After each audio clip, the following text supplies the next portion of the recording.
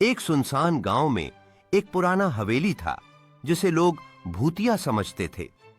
रात के समय लोग वहां से गुजरने से डरते थे क्योंकि हवेली से अजीब आवाजें आती थीं।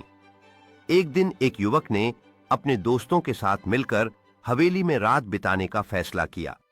जब रात हुई तो उन्हें अचानक दरवाजे पर आहट सुनाई दी और ठंडी हवा चलने लगी। तभी एक धुंधली आकृति उनके सामने प्रकट हुई जो एक दुखी आत्मा थी।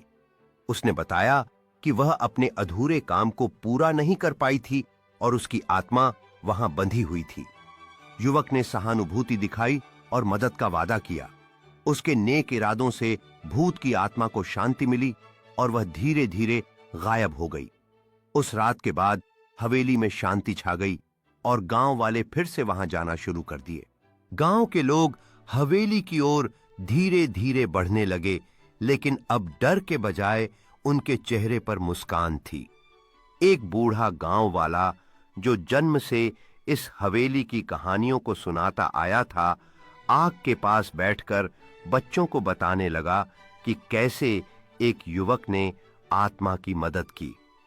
बच्चों की आंखों में आश्चर्य और रोमांच था और उन्होंने कहा कि वे भी उस युवक की तरह साहसी बनना चाहते हैं। उस रात के बाद हवेली केवल एक कहानी नहीं रही, बल्कि गांव के जीवन का एक महत्वपूर्ण हिस्सा बन गई।